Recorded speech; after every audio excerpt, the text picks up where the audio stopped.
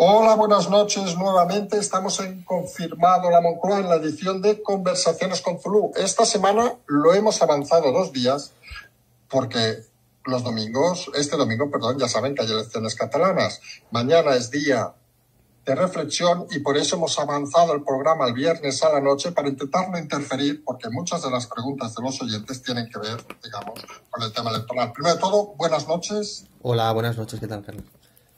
Muy bien, empezamos entonces con los temas de actualidad y no vamos a decirlo de ninguna otra manera. Los 2 grandes temas de actualidad durante toda la semana, bueno, uno al principio, que era lo que podríamos decir los momentos Pablo Iglesias, que Pablo Iglesias este paso lo podríamos llevar a algún festival de canciones o algo, porque realmente está concitando mucho interés esas declaraciones, a veces fuera de lugar, cada día una tras otra.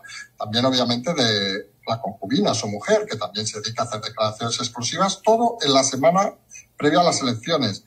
Pero no olvidemos de que ayer saltó el tema del segundo análisis que no se ha hecho el candidato Salvador Illa. Y eso ha creado la polémica respecto a si puede ser o no puede ser positivo con el certificado falso por el medio, que algunos ya hemos explicado esta mañana, y que nos gustaría escuchar a ver qué se opina de el equipo Zulú.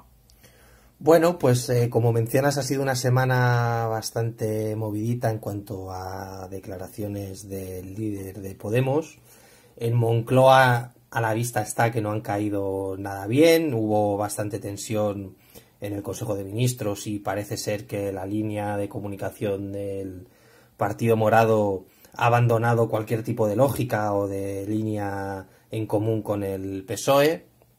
Creo que es un ataque desmesurado hacia las instituciones, de la que, por cierto, mucha gente se olvida. Podemos forma parte, no hay que olvidar que forma gobierno con el PSOE.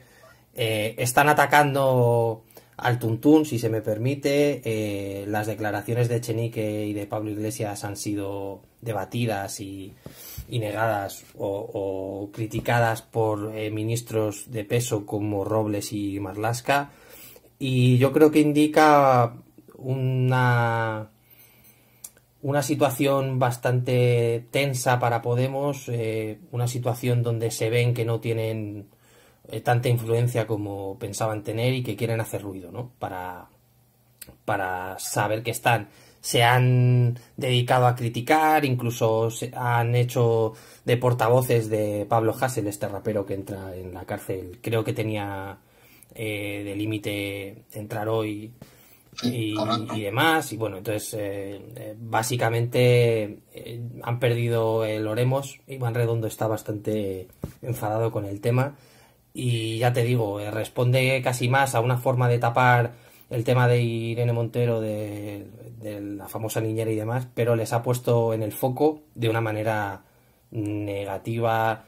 Han atacado al final a la princesa de Asturias, que no hay que olvidar que es una niña y demás, y bueno, han perdido, ya digo, el norte.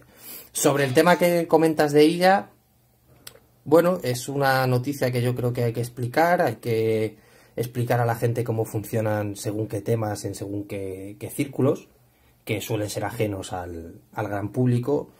Hay que decir que aparentemente, y lo sabemos muchos, los datos del análisis en cuanto a la fecha parecen ser ciertos. En este tema hay que andar con mucho cuidado porque no queremos ningún tipo de problema. Ya sabemos lo que ha pasado con los socialistas con Albises también. Efectivamente. Hay que indicar, como comentabas esta mañana, que Albises se hace eco de un documento que circulaba por la red, un documento que no saca él, un documento que viene de unas cuentas, vamos a decir bots, o vamos a decir unas cuentas que no existen a día de hoy. Y bueno, es una información que sale en una hora un poquito sospechosa, vamos a dejarlo en estos términos, en medio del debate. Y aquí me gustaría explicar a la gente, es una teoría que los que nos dedicamos a temas de inteligencia conocemos, es lo que se llama la teoría del canario, ¿no? Que es saber quién filtra, o una forma de saber quién filtra o cómo filtrar una información para, a través de un documento falso o manipulado de alguna forma, saber la fuente. En este caso es un documento que parece, bueno, no parece, está modificado, incluso hay un fallito, hay una S de más por ahí que no parece que sea real, donde se indica un positivo y como tú explicas muy bien, incluso mencionabas ayer a la noche, es una forma de tapar una verdad con una mentira, ¿no? El hacer ruido, ¿no? Tanto ruido muchas veces nos deja la noticia que no es. La gente tiene que entender que para que haya desinformación tiene que haber información y que muchas veces la información no es falsa, pero viene dada de una manera que no es la correcta. Esto ha terminado en un ataque al vice, que independientemente de la opinión que podamos tener de él o no, o a nivel personal, parece ser que ha sido un objetivo. Yo me remito a que el propio Salvador Illa se ha negado a hacer una PCR, cualquiera sabrá por qué. Hay que destacar dos cosas. Primero, Pablo Casado decía ayer que si te habías vacunado dabas positivo en antígenos. Esto no es así. Si te has vacunado, no habría ningún problema, porque ya lo dije en un programa anterior, cualquier gestor a nivel nacional debería estar vacunado. Hablábamos del GEMAT, no sé si lo recordarás, que parecía lógico que un GEMAT estuviese vacunado. No se ha vacunado, así lo ha dicho el Ministerio de Sanidad. Otra cosa es que sea verdad o no.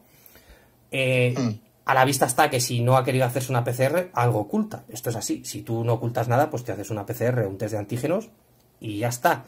Si das un test de antígenos, lo peor que te puede pasar si no das positivo es que te sale la proteína IgG positiva y significa que tienes anticuerpos y ya está. Entonces, bueno, aquí que cada uno llegue a sus conclusiones, pero independientemente, desde aquí me gustaría dar la enhorabuena al que haya hecho la falsificación, independientemente de que haya incurrido en un delito de falsedad documental, que eso es otro tema, porque ha tapado una posible noticia verdadera como el positivo y lo ha convertido en una campaña, me atrevería a decir, atroz contra el vice. Entonces, bueno, ya te digo que fue una noche ayer bastante movidita con el tema del famoso positivo. Algunos decimos que es como aquello de una jugada de ajedrez, pero en la política a veces jugar ajedrez es complicado, porque, pues claro, jugar ajedrez en un tablero está bien, pero lo juegas uno contra otro, pero jugar en un ajedrez cuando hay mucha gente, cuando hay muchas inteligencias, vamos a decirlo así, y cuando hay cosas que a mucha gente no nos viene de nuevo. Otra cosa es que luego caigas, no caigas, etcétera, etcétera.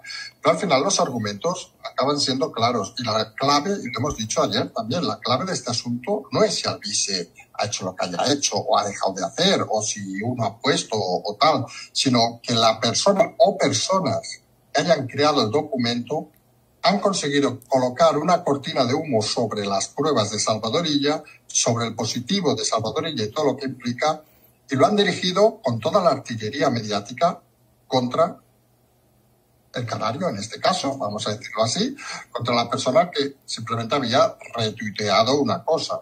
Un movimiento menos curioso. Es importante porque se puede comprobar que ese tuit no nace de esta persona. Entonces, es una forma de utilizar incluso la notoriedad o la importancia de esta persona para hacer la noticia grande y luego atacarle. Entonces, este tipo de cosas, la gente creo que es importante que entienda que no son fruto de la casualidad. Es decir, que vienen dirigidos por alguien. ¿Quién? No lo sabemos, pero hay que ser honestos. Esto no...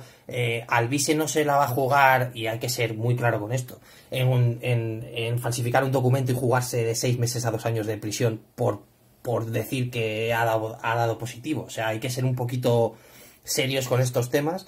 Y yo insisto, al que haya hecho la campaña de desinformación, que es lo que es, desde aquí he de reconocer que ha sido una jugada maestra. Eso es así. No, en todo caso, también hemos comentado el hecho de que el Partido Socialista haya enviado una notificación a la Fiscalía, no al juzgado, sobre este tema, puede ser incluso hasta contraproducente, porque algunos hemos hecho la ironía durante la tarde de que quizá antes de enviar la notificación, y aquí saben que no citan los nombres, pero quizá podrían haber preguntado a Iván Redondo si era una buena política enviar la notificación, porque claro, depende del juez que le caiga. Lo que claramente verá es que el tuit de Albiste a las 9 y pico, más o menos, no dejaba de ser una reproducción de tuits que llevaban desde las 5 de la tarde. Con lo cual el juez podría decir, oiga, ¿y por qué no investigamos los tweets de las 5 de la tarde para saber quién realmente ha generado. Y quizás podríamos encontrarnos alguna sorpresa. Eso y que un juez puede pedir el documento real en caso de que se haya realizado un test. Es decir, puede tener acceso al historial clínico. Entonces, cuidado con estas cosas porque igual sale el tiro por la culata. Entonces, sí, las puede cargar el diablo. Efectivamente, estas cosas. efectivamente. Como dices tú, claro, el juez puede decir, oiga, esto es falso o verdadero, no sé, pero tráiganme el expediente médico de este señor y cotejemos si realmente es o no. Y sabemos que los juzgados, en algunas ocasiones, ahora nos estamos dando unas risas, pueden filtrarse informaciones, no vamos a decir algo nuevo tampoco. Eso es. Bueno, en todo caso, todo esto nos lleva al tema fundamental de este fin de semana, motivo por el que hemos avanzado también el programa, que son las elecciones catalanas de este domingo, donde parece cada vez más claro que hay dos dudas. Una, primero, cómo se van a constituir las mesas, si va a haber problemas o no, que eso lo veremos el propio domingo.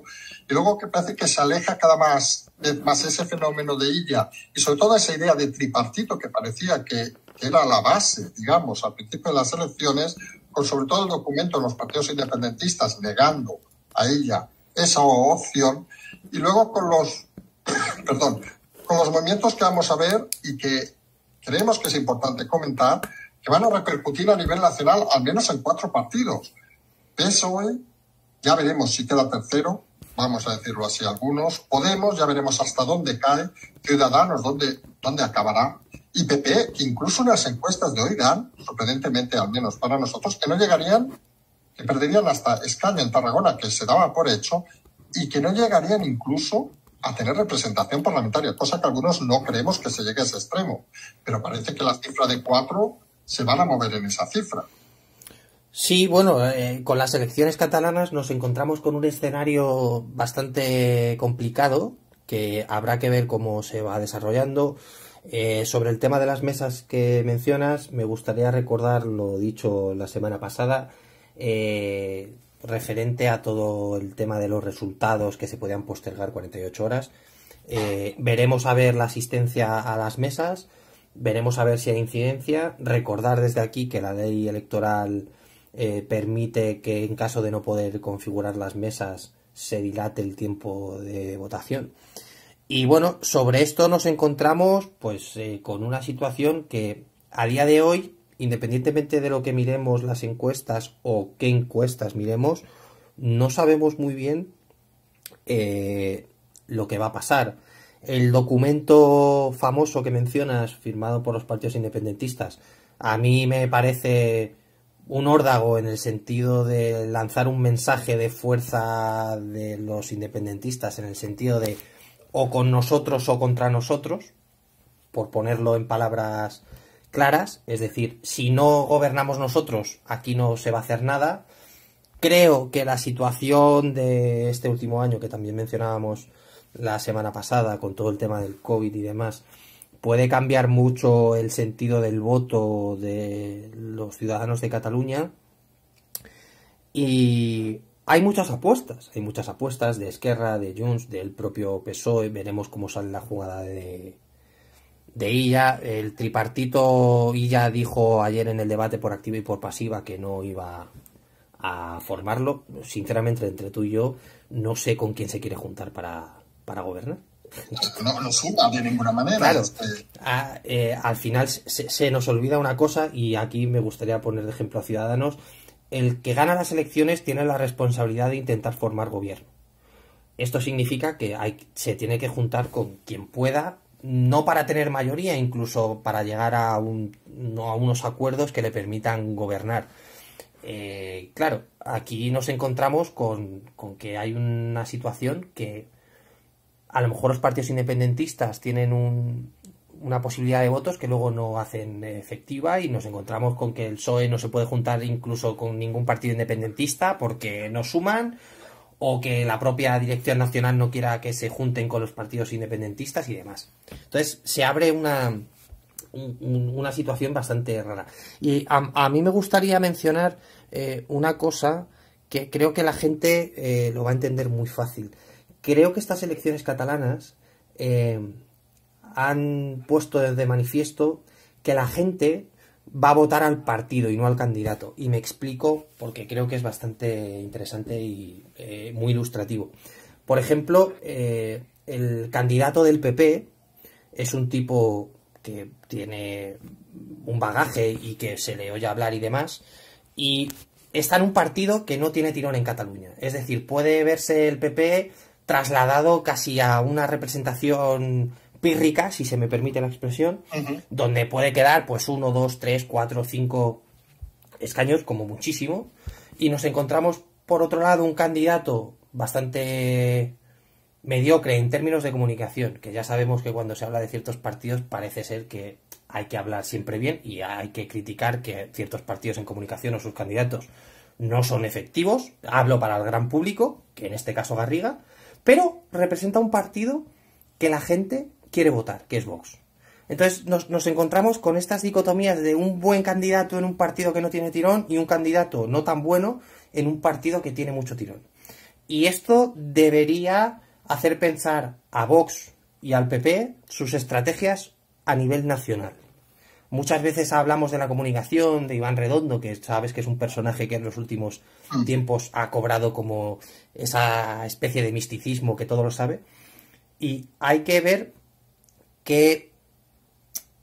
cómo se refleja ese poder de los partidos en las elecciones catalanas, y seguramente muchas veces cuando hablamos de que esto se va a extrapolar a nivel nacional nos referimos a eso. Es decir, qué candidatos son malos en un partido que tiene mucho tirón y qué candidatos son buenos en un partido que no lo tienen tanto. Entonces, aquí el lunes, martes, vamos a ver a mucha gente tomar notas y valorar qué ha pasado en Cataluña. Y de Podemos ni hablamos porque, bueno, en Común Podem, yo, con todos los respetos, creo que no va a tener mucho que ver y es un avance de lo que viene a nivel nacional. Así que más de uno se debería agarrar los machos y ver qué pasa. Sí, perdona, sobre lo que comentas es curioso porque podríamos imaginar, a raíz de lo que dices, que imagináramos una película en el sentido de que un candidato como Fernández, que hemos definido algunos como el mejor orador e incluso el mejor candidato, sin duda,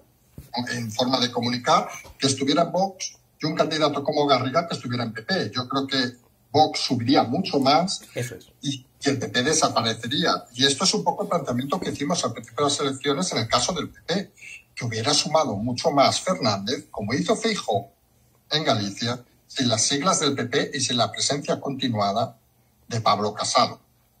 Sí, al final la gente tiene que hacerse la pregunta en sus casas de ¿qué tira más? ¿El partido o el candidato? ¿Buscamos una política personalísima en cuanto al candidato, donde vemos que hay representantes de partidos con mucha fuerza, véase Abascal, véase Espinosa Los Monteros, que tienen una base muy muy grande, a tipos, si se me permite, mediocres en cuanto al tema de comunicación, que muchas veces te preguntas qué demonios estás haciendo, como Iglesias, como Casado? No nos engañemos, Casado esta semana ha hecho cosas que cualquier analista diría, ¿qué carajo? Hombre, lo que ha comentado, ya que entramos en el tema de Casado, lo que ha comentado del día 1 de octubre, que se negó a salir, algunos no lo entendemos.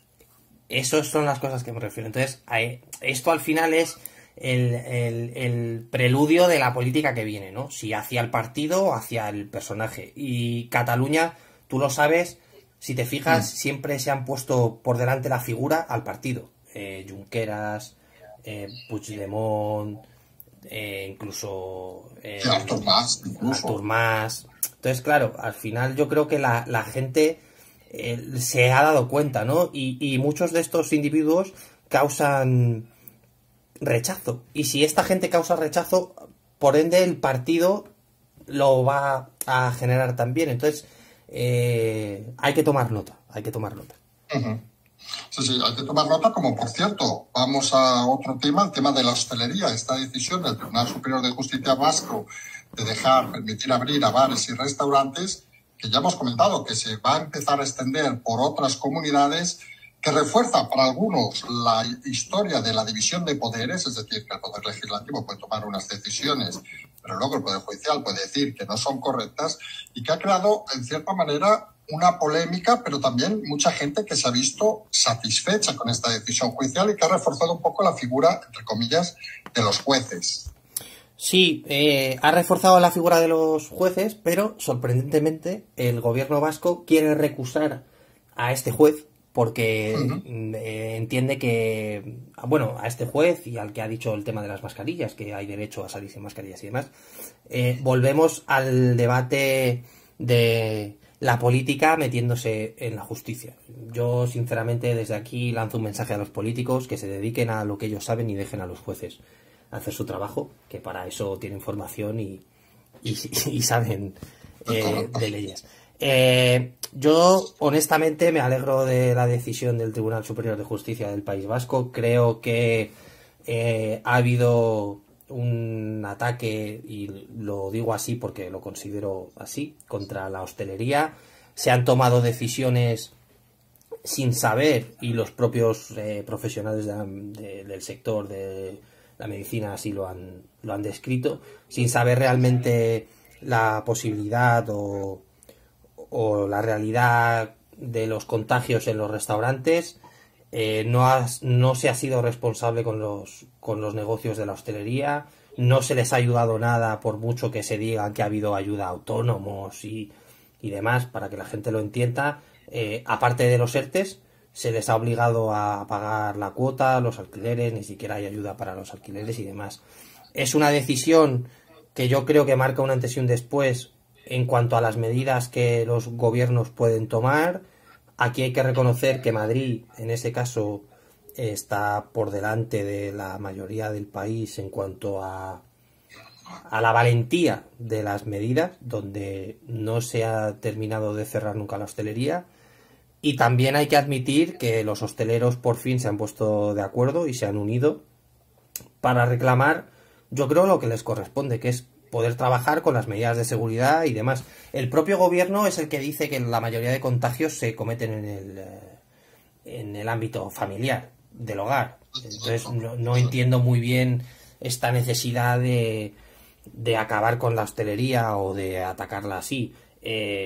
Por ejemplo, en La Rioja ya ha habido manifestaciones de los hosteleros que están hartos y que no pueden trabajar y que se les sigue pidiendo lo mismo. Y aquí hay una irresponsabilidad, y aquí hay que ser honesto, del gobierno central, de Hacienda, del gobierno regional, sea el que sea, y al final pues pagan justos por pecadores. Recordamos las imágenes, creo que lo comentábamos la semana pasada, de ese hostelero recriminando a los sindicatos donde estaban. Y bueno, al final es la representación del hartazgo, y el usuario normal de la hostelería está harto y el hostelero también. Entonces, yo celebro que los jueces sean independientes, celebro que sean valientes, celebro que no se arroguen hacia los decretos del gobierno y que entren a valorar si eso no es permisible según qué medidas. Y la democracia es eso, es ajustarse a derecho. Y el que no le guste, pues tiene un problema. No, correcto. Solo hay que recordar, por ejemplo, casos como Cataluña, donde se han dado, por ejemplo, 2.000 euros a los autónomos. Imaginemos un autónomo que tiene un bar, que son 2.000 euros. No paga ni el alquiler, seguramente, ni la luz. Y se le ha dado eso por 12 meses. O sea, no cada mes, sino una sola vez en 12 meses. Claro, la gente al final está tirando de lo que puede tirar, y de lo que no hay, pues no hay. No tiene más misterio. Eso es.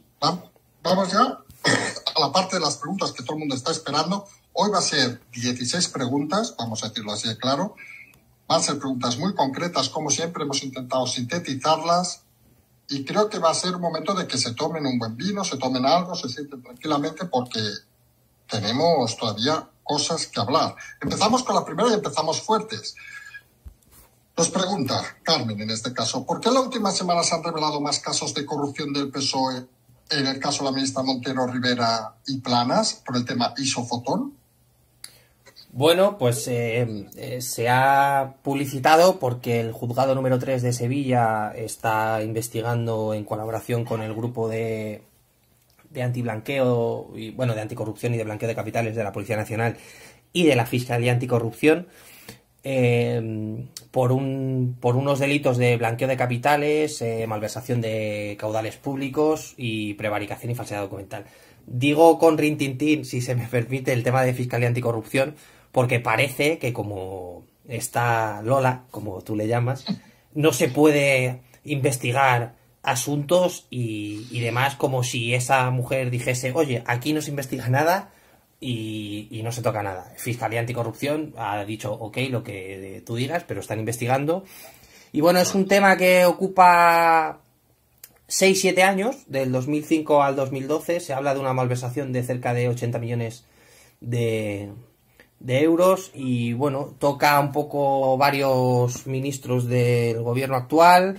María José Montero, que es verdad que estuvo contratada poco más de un año, del 2012 al 2013. Luis Planas, que es el actual ministro de Agricultura y Pesca. Y Teresa Rivera, que es la vicepresidenta cuarta. ¿Por qué se publicita? Bueno, yo creo que informar de las causas abiertas de los partidos políticos no tiene que ser algo que forme parte de una campaña, simplemente hay que informar. Aquí no se ha informado de el tema de los seres del PSOE y nadie se ha echado las manos a la cabeza. Quiero decir, esta semana han salido noticias del tema de la Gürtel, del PP y demás, y nadie se ha sorprendido. Pues esto es igual, se está investigando, se han hecho pública una serie de autos del juez y hay que publicar y hay que publicitar las decisiones judiciales. Así se ha hecho. Hay nerviosismo en Moncloa con este tema porque toca, vuelvo a insistir, 3 ministros y veremos a ver qué pasa. Pero no podemos pensar que cualquier información judicial es o sale con el fin de destruir a un partido político. Simplemente sale porque hay que informar a la gente de lo que está pasando y si hay un partido político... Es el timing judicial que decimos, claro, siempre. Cuando pasa y no tiene más misterio. Eso es. Saltamos a la siguiente pregunta. ¿Todas las multas por desplazamientos, fiestas nocturnas, reuniones, botellones, etcétera, terminan ejecutándose y pagadas o pasan al rincón del olvido? Bueno, aquí creo que hay que hacer un poco de didáctica. Vamos a ver, cuando la policía en la calle te multa, como se dice en la calle, no te multa, te propone para sanción. ¿Qué significa una propuesta para sanción? El policía te toma la afiliación, tus datos, DNI y todo esto, te hace una propuesta de sanción que manda a delegación de gobierno, y delegación de gobierno es el que estipula si efectivamente se ha cometido un ilícito penal o no. En este caso se ha publicado que cerca de un 50% de las propuestas para sanción, incluso más dependiendo de la región a la que nos refiramos, no se traducen en multas. Es decir, a ti te pueden tomar la afiliación en la calle, lo mandan a delegación de gobierno, pongamos Madrid, lo ven los trabajadores o los juristas de delegación de gobierno y interpretan que no hay sanción. Hay sanciones que se hacen efectivas y que por tanto te llegan a la casa, para que nos entendamos, la cartita con, oiga, 600 euros por saltarse el confinamiento, salir de la provincia, de la comunidad y todo esto, o pueden interpretar que no hay un ilícito penal y pues, como dice el oyente, se queda en el rincón del olvido, sin más. Muy bien. Vamos a la siguiente pregunta. Entramos ya en temas de elecciones. La pregunta es clara. Viendo los partidos independentistas, han firmado un documento, un poco lo que hemos estado hablando antes, donde se comprometen a no pactar con el PSC, etcétera, etcétera. La pregunta concreta es, ¿por qué ningún partido político catalán habla de una repetición electoral? Bueno, un poco sin ánimo de repetirme con lo que he mencionado anteriormente, lo de repetir unas elecciones en el sistema electoral español, ojo, porque se sabe que en otros países mucha gente habrá escuchado lo de primera vuelta, segunda vuelta, hay que repetir porque no hay votos suficientes. En el sistema español lo de repetir unas elecciones es o se considera una anomalía democrática, en el sentido de que el partido que salga ganador de las elecciones, de los comicios, tiene la responsabilidad de presentarse y de buscar partidos afines. La gente lo va a entender. Mariano Rajoy ganó unas elecciones, decidió no presentarse a candidato, el PSOE se presentó con Pedro Sánchez, la gente lo recordará, no consiguió los apoyos necesarios y en ese caso sí se repitieron. Claro, aquí entra el juego político de los partidos independentistas, como comentábamos antes, de que habían firmado este manifiesto que no iban a juntarse con el PSC y demás. hay que ver lo que mencionábamos antes. Si los números no dan, pueden decidir gobernar en minoría, que se puede decidir honestamente el PSOE y Podemos a día de hoy en el Congreso, si no es por el apoyo de partidos independentistas catalanes y por partidos del País Vasco, gobiernan, objetivamente hablando en cuanto a números, gobiernan en minoría. Es decir, hay que dejar claro que es una anomalía democrática el buscar las elecciones constantemente hasta que salga lo que quiero. Hay que abogar porque los partidos políticos se entiendan, porque la democracia también es eso, es entenderse con el contrario. Entonces, bueno, digo lo de antes, veremos qué pasa. Perfecto. Siguiente pregunta, también un poco basada en una mezcla de Cataluña, digamos, de las elecciones y el gobierno central. En el último Consejo de Ministros hubo un ambiente enrarecido por los rumores de las post-elecciones catalanas. El oyente se refiere a la posibilidad de que haya un endurecimiento en las posiciones del socio mayoritario, independientemente de que haya no haya cambios en Ejecutivo. Es decir, si las elecciones van a significar, aunque no se rompa el gobierno, sí que endurecimiento de las posiciones dependiendo de los resultados, obviamente. Bueno, aquí hay que diferenciar varios puntos. Socio mayoritario realmente, socio como tal, a nivel del Ejecutivo, hay uno, que es Podemos, que es al que se refiere la pregunta, pero entiendo que también incluye a los partidos nacionalistas que mencionaba anteriormente. Vamos a ver, aquí voy a ser claro y meridiano. Tensión en el Consejo de Ministros o ambiente enrarecido desde que está Podemos ha habido siempre. Cuando digo siempre es siempre. En las últimas semanas, más todavía. No hay que recordar todos los comentarios que hemos estado viendo en las últimas fechas. La posibilidad de un endurecimiento, efectivamente, y lo hemos mencionado en este espacio, Podemos está esperando, o parece estar esperando, a tener un toque de realidad o una cata de lo que le puede esperar a nivel nacional. Se vio incluso un endurecimiento de según qué comentarios con el tema de las elecciones gallegas, que parece que quedan muy lejos, pero ha sido en este ejercicio. Y bueno, puede ir a más, y hay que dejar claro una cosa. Nadie entiende en Moncloa a día de hoy qué está pasando con Podemos en cuanto a la campaña de comunicación que hablábamos al principio. Podemos está en modo salvaje, si se me permite, está en modo voy a escupir todo y ha encendido el ventilador, y es importante ver qué empiezan a hacer los partidos nacionalistas, tanto catalanes como vascos, porque se ha sacado unos presupuestos, pero solo el acuerdo era para estos presupuestos. A partir de ahora no hay una hoja en blanco de podemos legislar lo que queremos y podemos aprobar otros presupuestos. Entonces, ahora empieza un poco la realidad de ver qué partido en Cataluña adquiere poder, cuál no, qué pasa con Junts pel Cat, por ejemplo, si pierde representación en Cataluña, o Esquerra Republicana, que recordemos que tienen escaños en el Congreso de los Diputados. Entonces, va a haber un cambio en las sinergias, porque claro, ahora cada uno ya tiene que representar a sus votantes, ¿no? Y al haber elecciones catalanas, pues han estado con el freno de mano echado para no salirse un poco de sus líneas maestras. Muy bien. Vamos con una pregunta ahora de esas complejas, es decir, que aquí intentamos que cualquier pregunta la respondemos, algunas no las compartimos, vamos a decirlo así de claro.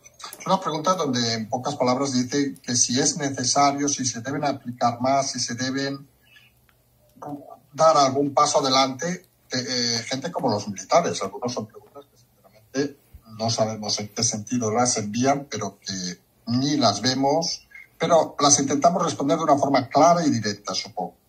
Sí, bueno, este es el tipo de preguntas, y con todos los respetos al que la realiza, ponen un poco los pelos de punta porque da a entender cosas que, sinceramente, parecen más de tiempos anteriores, siglo XIX y demás, que actuales. Quiero pensar que se refiere al artículo 8 de la Constitución Española, que dice que las Fuerzas Armadas, se entiende Armada, Ejército de Tierra y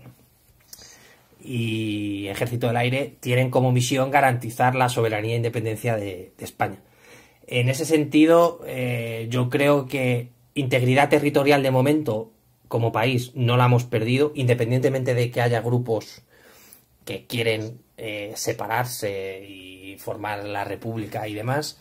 Y el ordenamiento constitucional, a día de hoy, a pesar de lo que diga el señor Iglesias, sigue siendo real y sigue siendo funcional. Entonces, yo lo siento y aquí tengo que ser claro y un poco, si se me permite, contesto al señor Iglesias también. España es una democracia, así lo dicen los observatorios internacionales. A mí abogar porque los militares tienen que dar guerra o tiene que haber ruido de sables me parece una locura, y entiendo que puede referirse al artículo 8 y de que pueda haber preocupación, pero vamos, desde aquí lanzar un mensaje claro y contundente de que el ejército siempre estará a disposición de la democracia, no de la democracia de todos, ojo. Y bueno, pues son preguntas que efectivamente, como dices, pues ojo, te hacen pensar, te hacen pensar. Creemos que no debemos evitar ninguna pregunta, pero también debemos ser contundentes, como es el caso, con las respuestas. Es decir, yo creo personalmente, y aquí me implico, que no estamos en el siglo XX, estamos en el siglo XXI, igual que hemos explicado en alguna ocasión, que las guerras, por cambiar de concepto, son más comunicativas y de formación que físicamente, como en el siglo pasado, en el anterior, que eran meter divisiones Panzer y avanzar. Pues pasa lo mismo con estos temas, es decir, la democracia está consolidada, cada uno tiene su función y los militares en ese sentido no solo respetan, sino que comparten la democracia con todos de una forma clara y contundente. Eso es. Vamos a la siguiente pregunta. Vamos a entrar en personajes públicos. ¿Por qué nadie ha presentado ninguna querella contra Iván Redondo y contra los responsables de los medios de comunicación, usando mis palabras, prostituidos? Pues es una pregunta que me gustaría poder responder, pero la verdad que lo desconozco. Primero, imputar a alguien un ilícito penal tiene que haberse cometido un ilícito penal. Hasta donde yo sé, llevar una campaña de comunicación no es un delito, y sufragar o financiar canales de televisión, independientemente de la opinión que merezcan o el contenido que produzcan, tampoco es un delito. Si alguien lo considera o lo ha considerado así, lo habrá puesto en manos de la justicia, el juez habrá considerado lo que sea y ya está. Pero yo y cualquier persona desconocemos por qué no ha habido nadie que ha incoado una querella. Yo invito al que realiza la pregunta, que si él cree que se ha cometido un delito, pues oye, para eso están los juzgados y para eso está el sistema judicial. Pero bueno, es una pregunta que, como comprenderán, pues no puedo contestar. Siguiente pregunta, siguiendo un poco la misma línea. ¿Se podrían acelerar los juicios contra ministros vicepresidentes después de las elecciones catalanas, al igual que la querella presentada por el primer estado de alarma?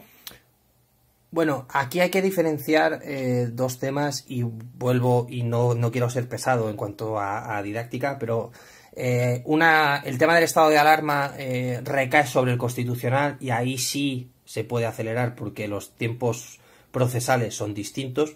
Habría que preguntarse qué demonios hacen los señores del Tribunal Constitucional o cómo funciona el Tribunal Constitucional, porque sinceramente están dejando la institución fatal. Y luego el tema de acelerar las investigaciones o las actuaciones después de las elecciones catalanas, la gente tiene que entender lo siguiente. Cuando alguien interpone una querella o una denuncia o una demanda, se inician los tiempos procesales, que son los que son.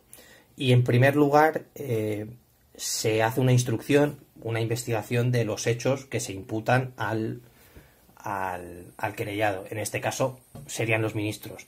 El juez tiene un límite de tiempo para la instrucción, pero no puede adelantar ni acelerar las cosas y decir, pues me espero a que acaben las elecciones y ahora imputo investigo a Pepito y a Juanito. Es decir, hay que respetar los tiempos procesales, ver si efectivamente hay un ilícito penal, se puede parar el proceso por falta de pruebas y cuando aparezcan más volver a reanudar la instrucción, o se puede decir que no hay un ilícito penal porque no hay pruebas y se descarta.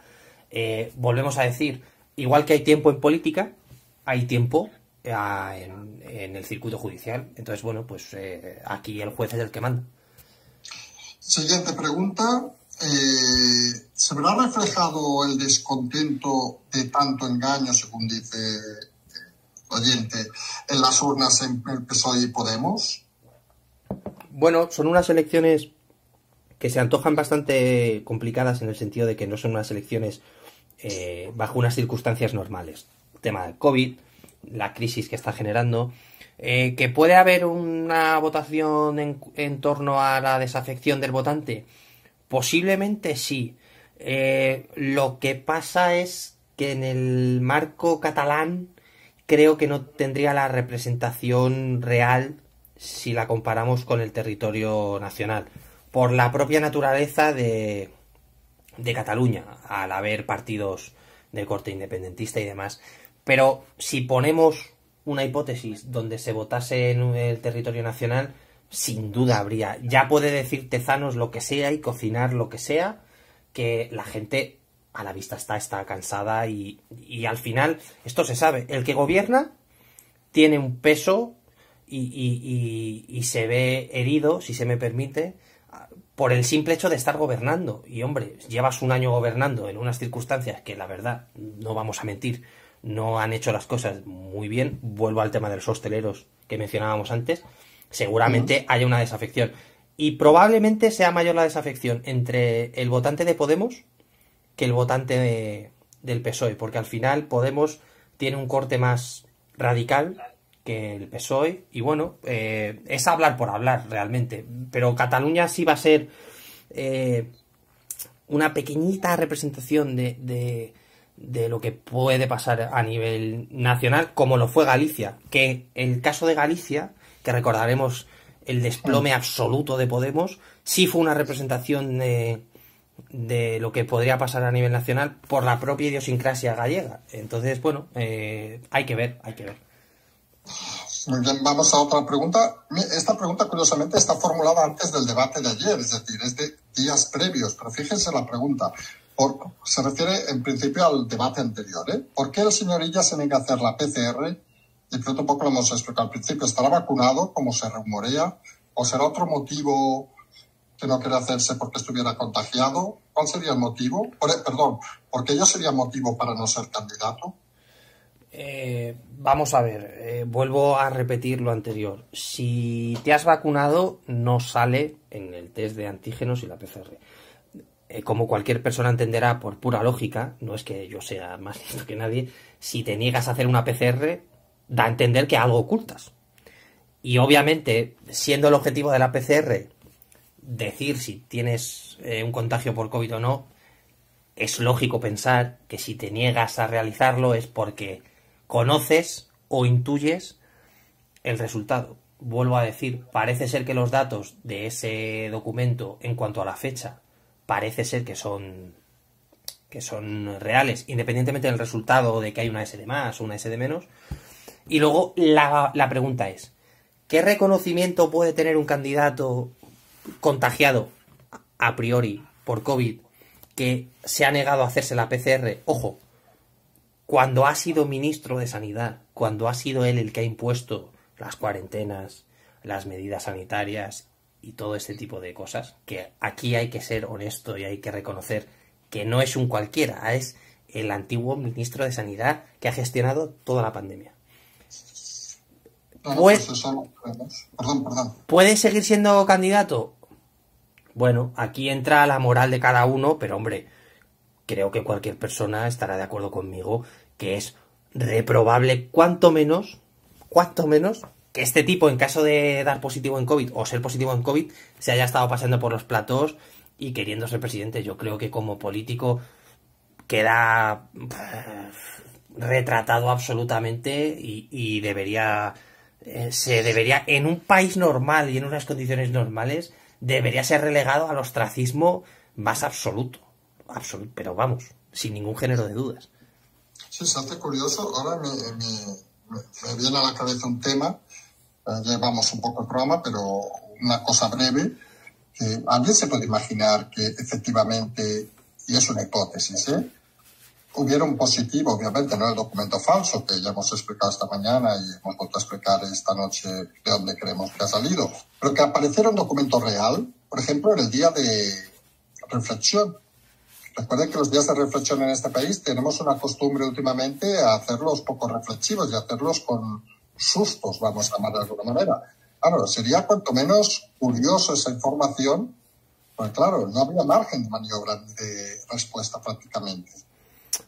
Claro, es lo que comentas. ¿En qué posición quedaría? Ojo, no ella, cualquier candidato, si mañana sale una información de que son positivos. Yo creo que especialmente perjudicaría a ella en caso de que fuese él. Ya digo, estamos hablando de hipótesis, pero no daría, como dices, tiempo a reaccionar, ni siquiera no hay campaña de relaciones públicas capaz de solucionar eso. O sea, magia es imposible hacer cuando encima ha sido ministro de Sanidad. Entonces, bueno, nos ponemos en una tesitura que puede ser muy, muy complicada. Veremos cómo es la jornada de reflexión, si sale alguna información o no.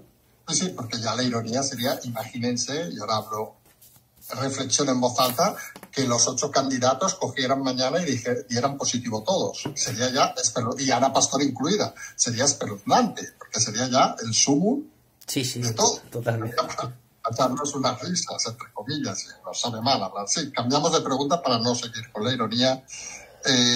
Siguiente pregunta. ¿Nos dan libertad para ir a votar mientras no nos permiten hacer el resto de cosas? Por ejemplo, ir a bares, para abrir la agencia de viajes, etcétera, etcétera, volar, etcétera, etcétera. ¿Cómo se entiende? Bueno, aquí volvemos a hablar de un ente que es desconocido para el gran público, que de vez en cuando se menciona y salen obligando a los políticos a parar en cuanto a ciertas actuaciones y demás, que es la Junta Electoral Central, que es un órgano que parece que no existe, pero tienen mucho, mucho poder y mucha relevancia. Los que han dicho que se puede ir a votar porque la condición de la pandemia así lo permite, según su criterio, ha sido la Junta Electoral Central. La Junta Electoral Central se forma para las elecciones, se disuelve tras las elecciones a grandes rasgos, porque no me voy a meter en la formación de la misma. Claro, aquí no deja de ser curioso, y es una muy buena pregunta precisamente por ello, que es un órgano de la Administración Central la que permite saltarse según qué medidas para votar. Se lleva diciendo un año que prima el derecho a la salud sobre el derecho a la libre circulación y demás. Parece ser que en este caso digo a la gente en Cataluña, les han coartado sus libertades, pero parece ser que por delante del derecho a la salud está el derecho al voto. Entonces, no deja de ser curioso, porque entramos en una situación donde ya uno no sabe a qué tiene derecho, y si se me permite casi que es un derecho, porque se nos prohíbe ciertas cosas o no. Yo sinceramente creo que votar es un derecho importante, porque como aquel que dice, si no votas no te puedes quejar. Creo que con las medidas que hay de mascarilla, distanciamiento social y demás, no debería haber problema, porque si lo hay significa que no funcionan. Entonces volvemos a las contradicciones que llevamos viendo sobre toda la pandemia, y la gente va a ir a votar. La Junta Electoral Central, como he dicho, cree, o así lo considera, que hay seguridad suficiente para hacerlo, y bueno, veremos cuánta gente va a votar, veremos el voto por correo, y puede ser unas elecciones con una participación alta, con una participación baja. Yo entiendo que será una participación baja, y seguramente haya alguien que diga que tan baja no es representativa. Ya sabemos esto de el 51% del 41% ha dicho que Cataluña quiere ser independiente. Entonces, bueno, creo que va a dar pie a situaciones un poco curiosas, pero... Sí, creemos en ese sentido lo mismo, que la noche va a ser intensa el domingo, y ya veremos si el lunes y el martes y el miércoles. Pasamos, ya quedamos las últimas 5 preguntas, ya llevamos casi 1 hora de programa. Vamos con las 5 últimas rápidas preguntas. La primera es, el hecho de que la hija, la princesa, vamos a decirlo, de la familia real, se vaya a hacer la educación fuera de España, ¿está insinuando la monarquía que la educación está en declive en este país? No, está insinuando que sus padres, como cualquier padre, a la vista está de lo que ha pasado con la ley de educación de Cela, tiene derecho a mandar a su hijo donde quiera. Y por si la gente no lo sabe, el primero que se fue fuera hace 30 años fue su padre. Estuvo en Canadá, estudió la carrera de Derecho en la Universidad Autónoma de Madrid para que la gente no vea que se desprecia la educación española. Hizo un posgrado en la Universidad de Georgetown y su hija han decidido que estudie fuera en un sistema de colegios que tiene su representación en España en el bachillerato internacional y están en todo el derecho del mundo. No entiendo muy bien la crítica, pero bueno, esto es como el que se quiere ir de Erasmus en la universidad, no hay más. Sí, no, tampoco tiene ningún misterio. Siguiente pregunta. ¿Qué mensaje quiere dar Esquerra Republicana al hacer campaña con Arnaldo Otegi? Recordemos, personaje cuya banda en el sentido de terroristas, participó en el atentado, mató con el atentado de Hipercor a muchos catalanes. Hipercor y otros atentados, no olvidemos que ha habido en Cataluña por parte de ETA. ¿Qué mensaje quiere dar? Pues quiere dar que está de la mano de condenados. Ojo, condenados en firme, ¿eh? No estoy diciendo posibles terroristas. No, tiene una condena en firme por colaboración con banda armada. Sí, correcto. Y que consideran que la forma de hacer o de actuar es legítima. Aquí ya cada uno a nivel personal que piense si es reprobable, si es asumible y si es criticable. Yo tengo que reconocer que, a mí me genera una inquietud bastante profusa que Esquerra Republicana se junte con este tipo de personajes. Pasamos a las dos últimas preguntas. La penúltima, sobre el tema de Pablo Iglesias. ¿Podría ser una táctica de Pablo Iglesias que toda esta semana esté en el punto de mira de casi todos los periódicos para que sea más el foco, para traer el foco y no la madre de sus hijos? La concubina Irene Montero, a la que se ha pedido la dimisión, incluso se han recogido firmas para que dimita. Bueno, yo creo, como he mencionado, Podemos y su máximo líder, por decirlo en términos que a ellos les gusta, está en el foco siempre y si no está, quiere estarlo. Creo, vuelvo a insistir, han cometido un error terrible. El daño a nivel diplomático que están haciendo con el tema de Rusia es vergonzoso, como la actuación de Borrell, que es una apuesta personalísima de Sánchez, ojo, que se nos olvida, que es comisario de Exteriores de la Unión Europea.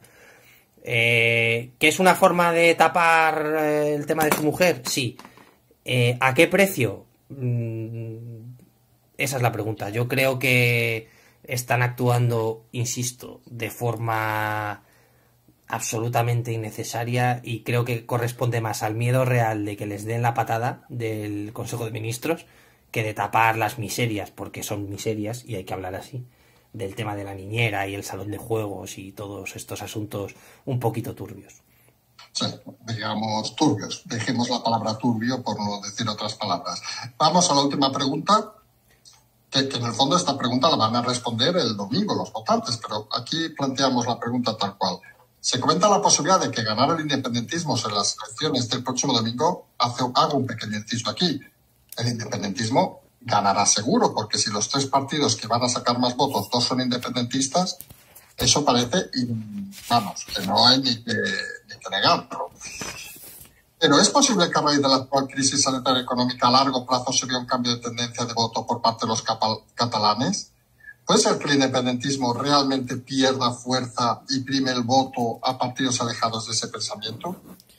Bueno, volvemos un poco a la teoría que lancé la semana pasada, donde criticaba que la propia gestión de la pandemia a nivel catalán la han realizado partidos de corte independentista, y donde ha habido mucha gente que se ha dado cuenta de, primero, que todo esta teoría de independentismo y demás, primero, cuando han podido gestionar, no se ha podido hacer peor.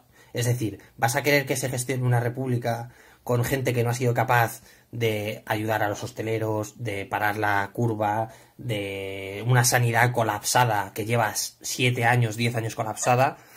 Yo creo que hay mucha gente que está en una fase de desencanto y que si la crisis se prorroga en demasía, seguramente sea la constatación de que se han equivocado de voto y que en un futuro cambie el sentido del voto. Ahora mismo yo creo que no va a haber un cambio muy sustancial en cuanto al voto, porque primero el voto de Ciudadanos va a ir al PSOE y la representación de los partidos independentistas va a ser la que es, como tú mencionas. Si se presentan 2 o 3 y consiguen muchos votos, van a ser los que ganen.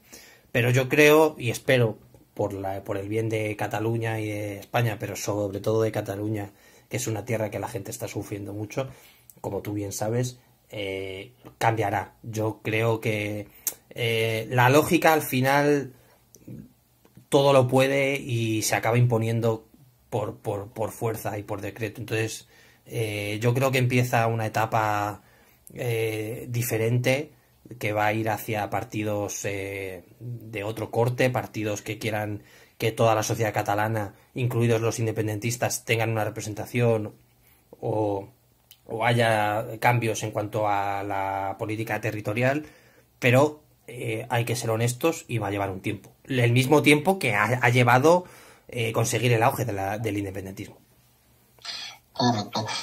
Sin lugar a dudas, y creo que en eso vamos a compartir la opinión, viene un fin de semana muy intenso, incluso, aunque a alguno le vaya a sorprender, un fin de semana apasionante, creemos. Es decir, se está fraguando una situación que hace años no veíamos. Es decir, hay muchas cosas en juego en unas elecciones autonómicas, digámoslo así, donde el centro no solo está en qué pasará en la autonomía, sino la repercusión que puede haber en el resto de España con algunos partidos. Ya hemos citado Podemos, Ciudadanos, PSOE.